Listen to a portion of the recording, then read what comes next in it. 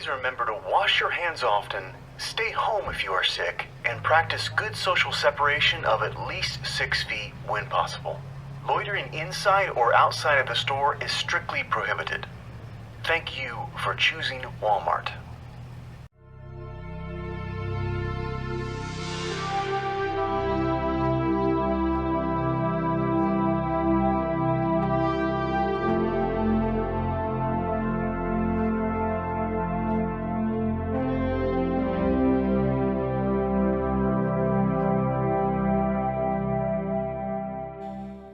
A few months ago, the YouTuber called Academic Agent said in a response video to me that I wasn't at heart actually a fascist or a Nazi, that ideally I'd be happy to be left alone to wander about Northumberland and going fishing with me dog, that I didn't want to see armies marching down the street and banners flying, that when it came down to it, I was a typical Englishman.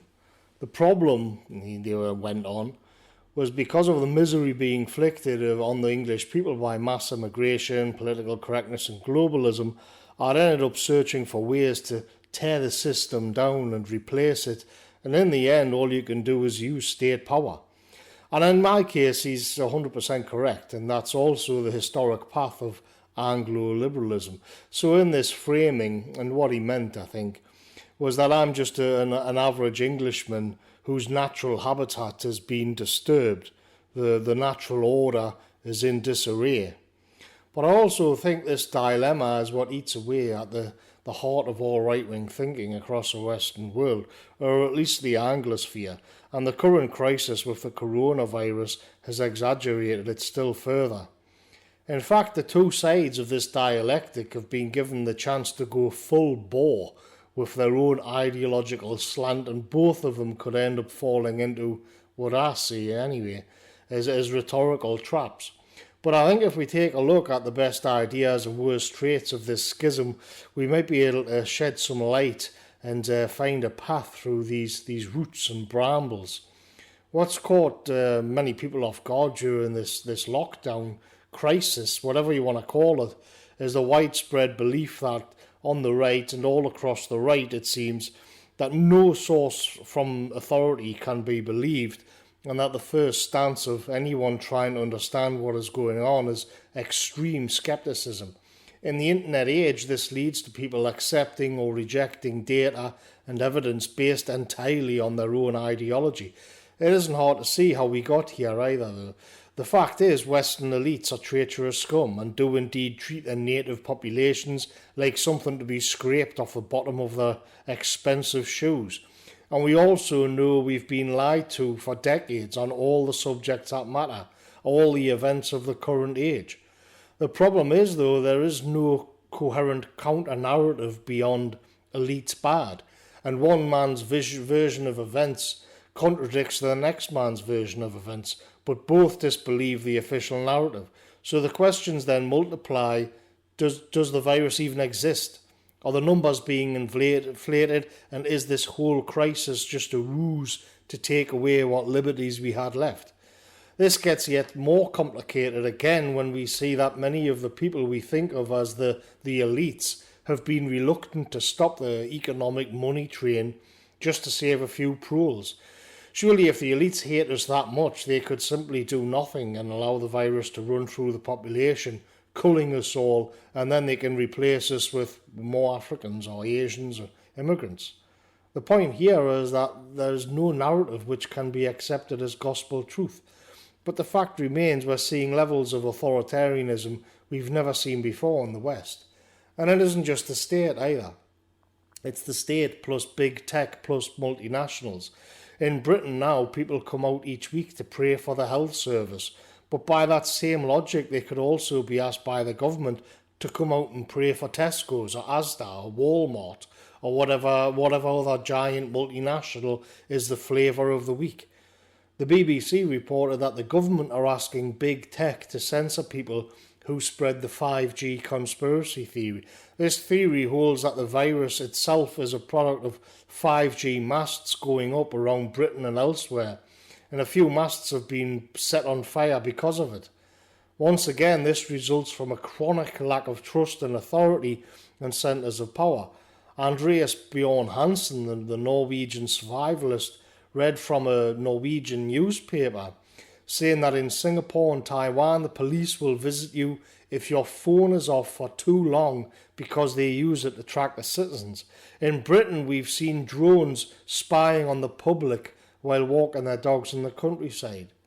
The nature of the new surveillance is fundamentally different and vastly more expansive than in previous eras.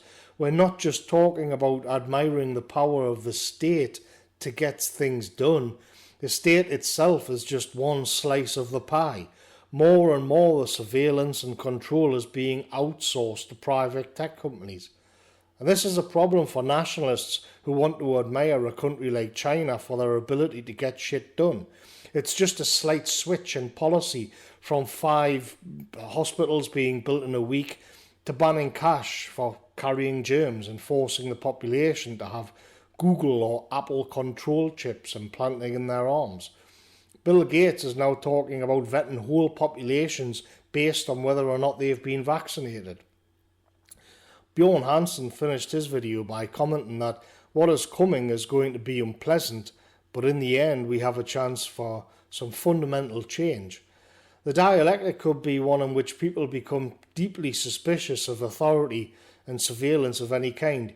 Could we see the return, for example, of basic mobile phones which can't be traced because they don't have the internet? The kind of phones where all you could do is text, take a photo and call. If people are going out and burning up 5G masts transmitting the internet, then something is in the air. Because a rejection of the surveillance state can't be achieved by just voting or rejecting the politics of the time. It's going to have to encompass the tech oligarchs and multinationals as well. Nationalists are correct, though, when they point out that the masses will run to the state when they're scared. But what we see now is an instinctual distrust of the state as soon as it reveals its power level. And now the masses are also seeing that the state and international finance plus tech giants are pretty much the same entity. And they've all come together in unison against the public. For me, the most iconic image to come out of this saga so far has been the police drone over the Peak District.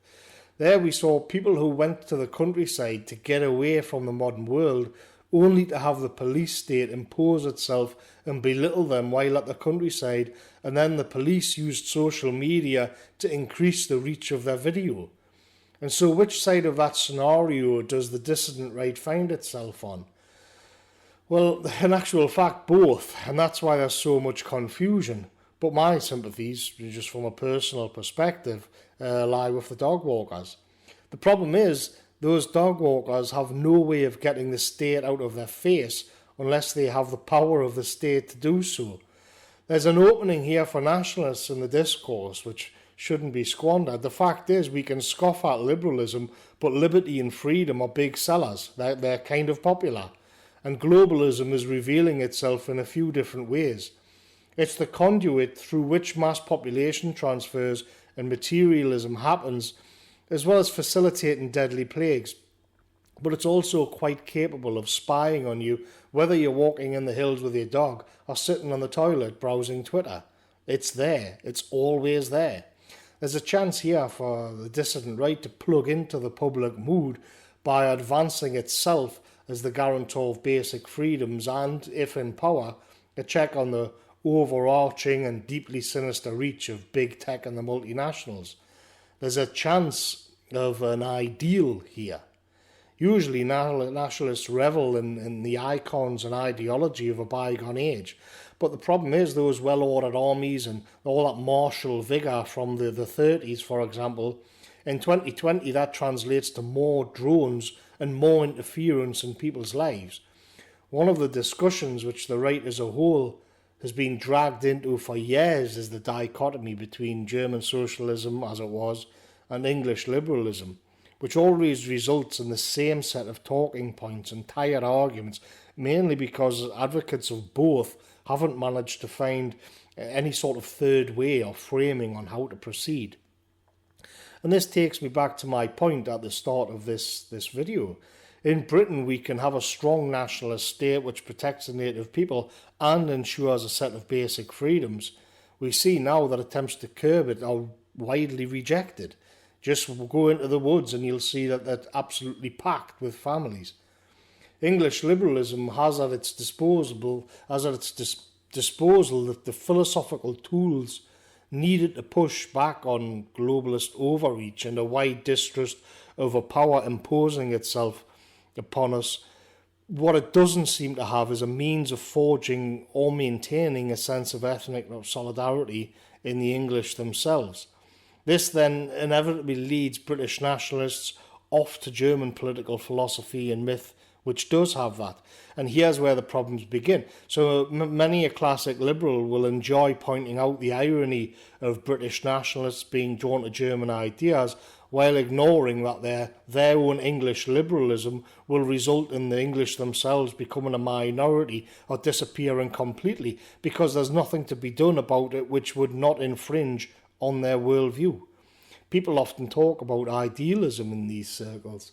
Tolkien's idealised form of Englishness was the Hobbit and the Shire, and I've come to accept that he was pretty much right. But today the Shire is swarming with orcs and patrolled by police drones, while the hobbits all go mad with paranoia and distrust. If we work with what we have and in response to what the world is presenting to us, then the natural solution seems to be a nationalist state which protects the English people while shielding them from the worst ravages of globalism and giant tech. Freedoms are great, but you'll need a big state to protect them, and you. What I see emerging now is the worst of both worlds. People impotently fleeing from globo state revealing itself in its final form, or nationalists revelling in the display of power like some Warhammer 40k fantasy. It seems these two mindsets are going to have to work together one way or another. But there's a chance there. So I'll catch you later, folks, and thanks for listening.